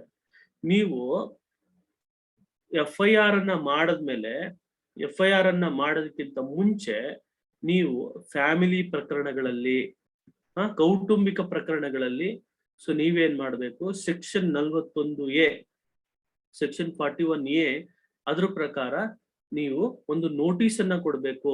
ನೋಡಿ, section 41A of the CRPC ಏನಂತ ಹೇಳುತ್ತೆ ಅಂದ್ರೆ, ಒಂದು ನೋಟಿಸ್ ಅನ್ನ ಆ ವ್ಯಕ್ತಿಯ ಆ ಕುಟುಂಬದ ಒಂದು ಸದಸ್ಯರಿಗೆ ನೀವು ಕೊಟ್ಟು ಆ ಸದಸ್ಯರನ್ನ ತನಿಖೆಯನ್ನ ಮಾಡ್ಬೇಕು. ಆ ತನಿಖೆಯನ್ನ ಮಾಡಿ ಆ ತನಿಖೆಯಲ್ಲಿ ಮೇಲ್ನೋಟಕ್ಕೆ ಇವರು ಅಪರಾಧವನ್ನ ಮಾಡಿದ್ರೆ ಮಾತ್ರ ನೀವು FIR ಅನ್ನ ಹಾಕ್ಬೇಕು ಮತ್ತು ಅರೆಸ್ಟ್ ಅನ್ನ ಮಾಡ್ಬೇಕು. ಹೊರತು ನೀವು ವಿನಾಕಾರಣ ಒಬ್ಬ ವ್ಯಕ್ತಿಯ ಸಂವಿಧಾನಿಕ ಹಕ್ಕು, ರೈಟ್ ಟು ಲಿಬರ್ಟಿ ಅಥವಾ ಫ್ರೀಡಮ್ ಆಫ್ ಲಿಬರ್ಟಿ, ಅದಕ್ಕೆ ನೀವು ಧಕ್ಕೆಯನ್ನ ತರಬಾರದು ಅಂತ ಹೇಳಿ ಅವ್ರಿಗೆ ಗೈಡ್ಲೈನ್ಸ್ ಅನ್ನ ಕೊಡ್ತಾರೆ. ನೋಡಿ, 41A CRPC ಅಲ್ಲಿ notice of appearance before police officer. ಈ ಒಂದು ಯಾವುದೇ ಪ್ರಕರಣಗಳಲ್ಲಿ ಪೊಲೀಸ್ನವರು ಬರೀ 498A ಅಂತ ಅಲ್ಲ, ಸೊ ಯಾವುದೇ ಒಂದು ಅಪರಾಧ, ಆ ಅಪರಾಧಕ್ಕೆ 7 ವರ್ಷದ ಒಳಗಡೆ ಇರೋಂತ ಒಂದು ಸಜೆ, ಒಂದು ಕಾರಾಗೃಹ ವಾಸ. ಸೊ ಅದಕ್ಕಿಂತ ಕೆಳಮಟ್ಟದಲ್ಲಿ ಇರೋಂತ ಒಂದು ಅಪರಾಧಗಳು ಏನಾದ್ರೂ ಆ ಒಂದು ಇನ್ಫಾರ್ಮೇಶನ್ ಬಂತು ಅಂದ್ರೆ ನೀವು 41A CRPC ಯಲ್ಲಿ ನೋಟಿಸ್ ಅನ್ನ ಕೊಟ್ಟಿ ಆಮೇಲೆ ಅದರಲ್ಲಿ ತನಿಖೆಯನ್ನ ಮಾಡಿ ಆಮೇಲೆ ನೀವು ಅರೆಸ್ಟ್ ಅನ್ನ ಮಾಡ್ಬೇಕು ಅಂತ ಹೇಳುತ್ತೆ. ನೋಡಿ, ನಾನು ನಿಮ್ಗೆ ಲಾಸ್ಟ್ ಅಲ್ಲಿ ತೋರಿಸ್ತೀನಿ. ಸೊ ಇದು ನೀವು ಮಾಡ್ಲೇಬೇಕು ಅಂತ ಸುಪ್ರೀಂ ಕೋರ್ಟ್ನವರು ಹೇಳ್ತಾರೆ. ಸೊ ಇದನ್ನ ನಾವು ಬೈಂಡಿಂಗ್ ಡಿಸಿಷನ್ ಅಂತ ನಾವು ಕರಿತೀವಿ. ಬೈಂಡಿಂಗ್ ಡಿಸಿಷನ್ ಅಂತಂದ್ರೆ ಏನು, ಸುಪ್ರೀಂ ಕೋರ್ಟ್ ಅವರು ಯಾವುದೇ ಒಂದು ತೀರ್ಪಲ್ಲಿ ಒಂದು ನಿರ್ಧಾರವನ್ನ ತಗೊಂಡ್ರೆ ಅದು ಕೆಳಗಿನ ಎಲ್ಲಾ ನ್ಯಾಯಾಲಯಗಳು, ಸರ್ವೋಚ್ಚ ನ್ಯಾಯಾಲಯ ಅಂತಂದ್ರೆ ಅದು ಸುಪ್ರೀಂ. ಸೊ ಅವ್ರು ಕೊಟ್ಟಂತ ನ್ಯಾಯಾಲಯ, ಅವ್ರು ಕೊಟ್ಟಂತ ನ್ಯಾಯ ತೀರ್ಪು ಅದು ಎಲ್ಲಾ ದೇಶದ ಜನಗಳಿಗೂ ಅಪ್ಲೈ ಆಗುತ್ತೆ. ಎಲ್ಲಾ ನ್ಯಾಯಾಲಯಗಳು, ಪೊಲೀಸ್ನವರು ಎಲ್ಲರೂ ಫಾಲೋ ಮಾಡ್ಬೇಕಾಗುತ್ತೆ. ಫಾಲೋ ಮಾಡ್ದಲ್ಲ ಇದ್ರೆ ಕಂಟೆಂಪ್ಟ್ ಆಗುತ್ತೆ. ಸೊ ಅಲ್ಲಿ ನೋಡಿ, ಇಲ್ಲಿ ಹೇಳ್ತಾರೆ, notice of appearance in terms of section 41A CRPC to be served on the accused within 2 weeks from the date of institution of the case. ಅಂದ್ರೆ ಅಪರಾಧ ಆಗಿ 2 ವಾರದ ಒಳಗೆ ನೋಟಿಸ್ ಅನ್ನ 41A CRPC ಇಲ್ಲಿ ಕೊಡೋ ಅಂತದ್ ಮಾಡ್ಬೇಕು. ಸೊ ಆ ಒಂದು ಕೊಡೋ ಅಂತದ್ದು which may extend by superintendent of police of district for the reasons to be recorded in writing. ಅದನ್ನ ಸೂಪರಿಂಟೆಂಡೆಂಟ್ SP ಅವರು ಸಹ ಕೊಡಬಹುದು ಅಂತೇಳಿ. ಸೊ ಆ failure to comply with the direction of ಹೂಸೈಡ್ shall apart from rendering the police officer concern liable for departmental action. ಅದನ್ನ ಮಾಡದಲ್ಲೇ ಇದ್ರೆ ಪೊಲೀಸ್ ಅವ್ರ ಮೇಲೆ ಆಕ್ಷನ್ ಅನ್ನ ತಗೊಳ್ಳುವಂತ ಅಧಿಕಾರ SP ಅವ್ರಿಗೆ ಇರ್ತದೆ. ನೋಡಿ, they shall also liable to punish for contempt of court to be instituted before High Court having territorial jurisdiction. Authorizing detention without recording reason as supposed by judicial magistrate concerned shall be liable for departmental action by the appropriate High Court. So we hasten to add that the direction of whoside shall not apply to the cases under section 498 of IPC or section 4 of the Dowry Prohibition Act, the case in hand, but also such cases where offense is punishable with imprisonment for a term which may be less than 7 years. ನಾನು ಹೇಳಿದೆ 7 ವರ್ಷದ ಕಾರಾಗೃಹ ವಾಸಕ್ಕಿಂತ ಒಳಪಟ್ಟ ಯಾವುದೇ ಅಪರಾಧಗಳನ್ನ ಒಬ್ಬ ವ್ಯಕ್ತಿಯೇ ಮಾಡಿದ್ದು ಅವನ ಮೇಲೆ ಒಂದು ಆರೋಪ ಇದ್ದಂತ ಸಂದರ್ಭದಲ್ಲೂ ಸಹ ನೀವು ಬರೀ 498 ಕೇಸ್ ಬಿಟ್ಟು ಸೊ ಎಲ್ಲಾ ಸಂದರ್ಭದಲ್ಲೂ ಈ ಒಂದು ಡೈರೆಕ್ಷನ್ ಅನ್ನು ಫಾಲೋ ಮಾಡಬೇಕು. ಏನು ಅಂದ್ರೆ 41A CRPC ನೋಟಿಸ್ ಅನ್ನ ಕೊಡೋದು, ಒಂದು ಪ್ರಾಥಮಿಕ ತನಿಖೆಯನ್ನ ಮಾಡೋಂಥದ್ದು, ಪ್ರಾಥಮಿಕ ತನಿಖೆಯನ್ನ ಮಾಡಿ ಸೊ ಆಮೇಲೆ ನಿರ್ಧಾರವನ್ನ ತಗೊಳ್ಳುವಂಥದ್ದನ್ನ ಮಾಡ್ಬೇಕು ಅಂತ ಹೇಳಿ ಈ ಪ್ರಕರಣದಲ್ಲಿ ಆದೇಶವನ್ನ ಮಾಡಿರ್ತಾರೆ. ಸೊ ಇದು ಏನಾಗುತ್ತೆ ಅಂತಂದ್ರೆ, ಇದರಿಂದ ನಾವ್ ಏನ್ ತಿಳ್ಕೊಂತಾ ಇದೀವಿ ಅಂತಂದ್ರೆ, ಸಂವಿಧಾನ ಅಂತ ಕೊಟ್ಟಿರೋಂತ ಹಕ್ಕು ಬಹಳ ಒಂದು ಇಂಪಾರ್ಟೆಂಟ್ ಹಕ್ಕಾಗಿರುತ್ತೆ. ಅದರಲ್ಲಿ ಆರ್ಟಿಕಲ್ ಅನುಚ್ಛೇದ 21 ಸಂವಿಧಾನ ಕೊಟ್ಟಿರೋಂಥದ್ದು. ಸೊ ಅದನ್ನ ಫಾಲೋ ಮಾಡೋ ಅಂತದ್ದು. ಅದಕ್ಕೆ ಧಕ್ಕೆಯನ್ನ ಬಂದಾಗ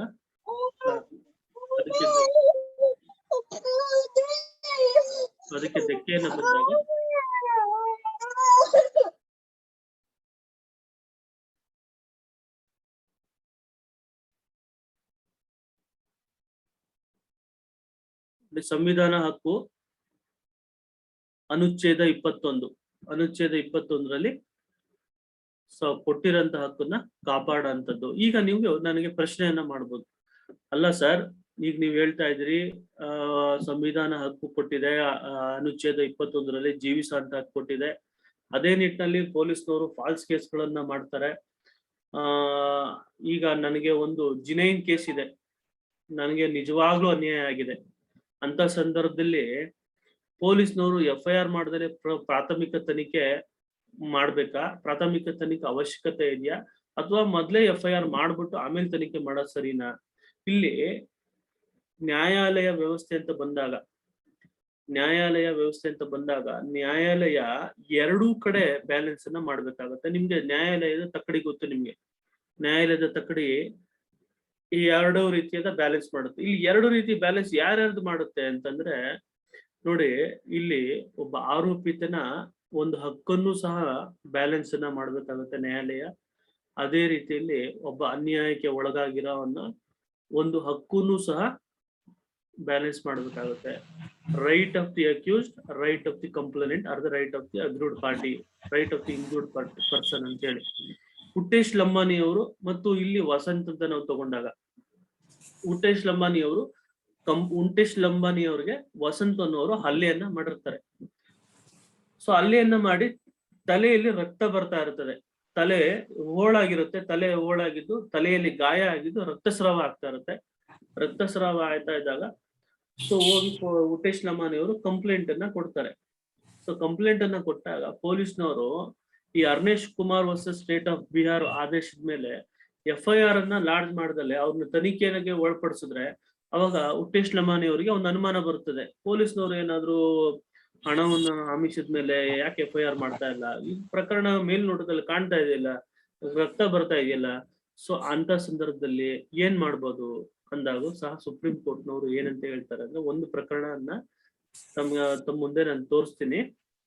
ಆ ಪ್ರಕರಣದಲ್ಲಿ ಏನಂತ ಹೇಳ್ತಾರೆ ಅಂತಂದ್ರೆ, ನೋಡಿ ಆ ಪ್ರಕರಣ ಯಾವುದು ಅಂತಂದ್ರೆ, ನೋಡಿ, Lalita Kumari versus government of UP ಅಂತ ಹೇಳಿ. Lalita Kumari versus government of UP, government of Uttar Pradesh. ಆ ಕೇಸಲ್ಲಿ ಏನಂತ ಹೇಳ್ತಾರೆ ಅಂತಂದ್ರೆ, FIR ನ ನೀವು ಮಾಡೋ ಅಂತ ಸಂದರ್ಭದಲ್ಲಿ FIR ನ ಮೊದಲ ಹಂತದಲ್ಲಿ ಅದನ್ನ ರಿಜಿಸ್ಟರ್ ಮಾಡ್ಬಿಡ್ಬೇಕು. ಅಲ್ಲಿ ಕಾಗ್ನಿಸಬಲ್ ಅಫೆನ್ಸ್ ಅಥವಾ ನಾನ್ ಕಾಗ್ನಿಸಬಲ್ ಅಫೆನ್ಸ್ ಅಂತ ನಿಮ್ಗೆ ಸೆಕ್ಷನ್ 154 ಅಲ್ಲಿ ಹೇಳಿದೆ. ಅದ್ರ ಪ್ರಕಾರ ನಿಮ್ಗೆ ಯಾವುದೇ ಒಂದು ಪ್ರಕರಣ ಬಂದಾಗ ಪೊಲೀಸ್ ಸ್ಟೇಷನ್ಗೆ ಒಬ್ರು ಇನ್ಫಾರ್ಮೇಶನ್ ತಗೊಂಡ್ ಬಂದಾಗ, ನೋಡಿ ಇದು ಸನ್ನೆಯ ಅಪರಾಧ, ಈ ಸನ್ನೆಯ ಅಪರಾಧವನ್ನ ಮಾಡಿದರೆ ಅಂತ ಬಂದಾಗ ನೀವು ತಡ ಮಾಡ್ದಲೆ FIR ಗಳನ್ನ ರಿಜಿಸ್ಟರ್ ಮಾಡ್ಬಿಡ್ಬೇಕು ಅಂತ ಸುಪ್ರೀಂ ಕೋರ್ಟ್ನವ್ರು ಹೇಳ್ತಾರೆ. ಅದೇ ನಿಟ್ಟಲ್ಲಿ ಸಾಕಷ್ಟು ಒಂದು ಚರ್ಚೆ ಆಗುತ್ತೆ. ಏನ್ ಚರ್ಚೆ ಆಗುತ್ತೆ ಅಂದ್ರೆ, ಫಾಲ್ಸ್ ಕೇಸ್ಗಳಲ್ಲಿ FIR ಮಾಡ್ಬಿಟ್ಟಾಗ ಏನಾಗುತ್ತೆ ಅಂತಂದ್ರೆ, ಒಬ್ಬ ಇನ್ನೋಸೆಂಟ್ ವ್ಯಕ್ತಿ ಏನಾಗ್ತಾನೆ, ಅವನ ಒಂದು ಮರ್ಯಾದೆ ಹಾಳಾಗುತ್ತೆ ಸಮಾಜದಲ್ಲಿ. ಒಂದ್ ವೇಳೆ ಆಮೇಲೆ ಆ ಒಂದು ವಿಚಾರಣೆಯನ್ನ ನಡೆದು ವಿಚಾರಣೆಯಿಂದ ಅವ್ನು ಬಿಡುಗಡೆ ಹೊಂದಾಗ ಅವ್ನಿಗೆ ಆಗಿರುತ್ತಲ್ಲ ಡ್ಯಾಮೇಜ್, ಸಮಾಜದಲ್ಲಿ ಮರ್ಯಾದೆ ಹೋಗಿರುತ್ತೆ, ಅದನ್ನೆಲ್ಲ ಮತ್ತೆ ಕಟ್ಕೊಡಕ್ಕಾಗಲ್ಲ. ಸೊ ಆ ತರ ನಿಟ್ಟಲ್ಲಿ ಅದು ಒಂದು ಪ್ರಶ್ನೆ ಆಗುತ್ತೆ. ಆವಾಗ ಇದು ಪಂಚ ಸದಸ್ಯ ಪೀಠ ಅಂತ ಹೇಳಿ, ಕಾನ್ಸ್ಟಿಟ್ಯೂಷನಲ್ ಬೆಂಚ್, 5 ಜನ ಜಡ್ಜಸ್ಗಳು ನೋಡಿ ಯಾರ್ಯಾರಿದ್ದಾರೆ ನೋಡಿ, P Sathasivam, BS Chauhan, Ranjana Prakash Desai, Ranjan Gogoi, SA Bobde. So ಈ ಒಂದು ಪಂಚ ಸದಸ್ಯ ಪೀಠ ಈ ಕಾನ್ಸ್ಟಿಟ್ಯೂಷನಲ್ ಕೋರ್ಟ್ ಒಂದು ನಿರ್ಧಾರಕ್ಕೆ ಬರುತ್ತೆ. ಈ ಒಂದು ಪ್ರಶ್ನೆ ಉದ್ಭವ ಆದಾಗ ಒಂದು ಕಡೆ ರೈಟ್ ಆಫ್ ದಿ ಅಕ್ಯೂಸ್ಡ್, ಇನ್ನೊಂದು ಕಡೆ right of the innocent person, right of the accused R the right of the innocent person ಒಂದ್ ಕಡೆ, ಇನ್ನೊಂದು right of the complainant. So ಅದ್ರ ಮಧ್ಯದಲ್ಲಿ ತಿಕ್ಕಾಟ ಉಂಟಾದಾಗ ಯಾರ ಹಕ್ಕುಗಳನ್ನ ಪ್ರೊಟೆಕ್ಟ್ ಮಾಡ್ಬೇಕು ಅಂದಾಗ, ಸೊ ಈ ಒಂದು ಪ್ರಕರಣಗಳಲ್ಲಿ ಏನ್ ಇತ್ಯರ್ಥ ಆಗುತ್ತೆ ಅಂದ್ರೆ, ನೀವು ಯಾವುದೇ ಒಂದು ಪ್ರಕರಣಗಳು ನಿಮ್ಮ ಸ್ಟೇಷನ್ಗೆ ಬಂದಾಗ ಆ ಸ್ಟೇಷನ್ ಅಲ್ಲಿ ಮೇಲ್ನೋಟಕ್ಕೆ ಸೊ ಅದರಲ್ಲಿ ಕಾಗ್ನಿಸಬಲ್ ಅಫೆನ್ಸ್ ಅಂತ ನಿಮ್ಗೆ ಅನಿಸ್ದಾಗ, ಅದರಲ್ಲಿ ಇಂಗ್ರೀಡಿಯೆಂಟ್ಸ್ ಇದ್ದಾಗ, ಅದರಲ್ಲಿ ಅಂಶ ಇದ್ದಾಗ, ಆ ಕಂಪ್ಲೇಂಟ್ ಅಲ್ಲಿ ಅಂಶ ಇತ್ತು, ಇಂತಹ ವ್ಯಕ್ತಿ ಅವತ್ತಿನ ದಿನ ನಾನು ನಡ್ಕೊಂಡು ಹೋಗ್ತಾ ಇದ್ದೆ, ನನ್ನನ್ನ ಬಂದು ಕಿಡ್ನಾಪ್ ಮಾಡ್ಕೊಂಡು ಹೋಗಿ ಅತ್ಯಾಚಾರವನ್ನ ಮಾಡ್ದ. ಸೊ ಅದ್ರ ಜೊತೆಗೆ ಅತ್ಯಾಚಾರವನ್ನ ಮಾಡೋಂಥ ಸಂದರ್ಭದಲ್ಲಿ ವಿಡಿಯೋಗ್ರಾಫ್ ಅನ್ನ ಮಾಡಿ ನನಗೆ ಎದುರಿಸಿದ್ರು, ಯಾರಿಗಾದ್ರೂ ಹೇಳಿದ್ರೆ ನಾನು ನಿಮ್ಮನ್ನ ಕೊಲೆ ಮಾಡ್ತೀನಿ ಅಂತ ಹೆದರಿಕೆಯನ್ನ ಮಾಡಿದ್ರು. ಸೊ ಅದೆಲ್ಲಾ ಪ್ರಕರಣಗಳನ್ನ, ಆ ಎಲ್ಲಾ ಅಂಶಗಳನ್ನ ಆ ಕಂಪ್ಲೇಂಟ್ ಅಲ್ಲಿ ಬರ್ದಿದ್ದಾಗ ಅವಾಗ ಅದು ಕಾಗ್ನಿಸಬಲ್ ಅಫೆನ್ಸ್ ಆಗುತ್ತೆ.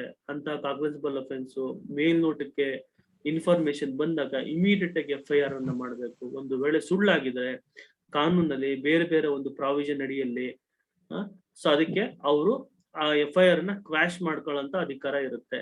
ಸೊ ಈ ನಿಟ್ಟಲ್ಲಿ ಏನೇನು ಯಾವ್ಯಾವ ಅಂತ ಸಂದರ್ಭಗಳಲ್ಲಿ ನೀವು FIR ಗಳನ್ನ ಇಮಿಡಿಯೇಟ್ ಆಗಿ ಮಾಡ್ಬೇಕು ಅಂತ ಕೋರ್ಟ್ ಅವರು ನಿರ್ಧರಿಸ್ತಾರೆ.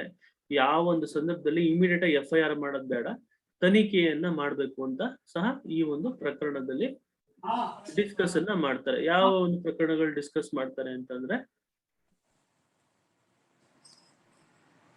ನೋಡಿ, ಎಲ್ಲಾ ರಾಜ್ಯದ ಜನರು, ಎಲ್ಲಾ ರಾಜ್ಯದ ಅಡ್ವೊಕೇಟ್ ಜನರಲ್ಗಳು ಬಂದು ವಾದವನ್ನ ಮಂಡಿಸ್ತಾರೆ. ಈ ಕೇಸಲ್ಲಿ ಅವ್ರವ್ರದೇ ಒಂದು ವಾದಗಳನ್ನ ಮಂಡಿಸ್ತಾರೆ. ಈ ಕೇಸನ್ನ ನೀವು ಕಳಿಸ್ಕೊಡ್ತೀನಿ, ನೋಡಿ ಓದಕ್ಕೆ ಅರ್ಥ ಮಾಡ್ಕೊಳ್ಳೋ ಪ್ರಯತ್ನವನ್ನ ಮಾಡಿ.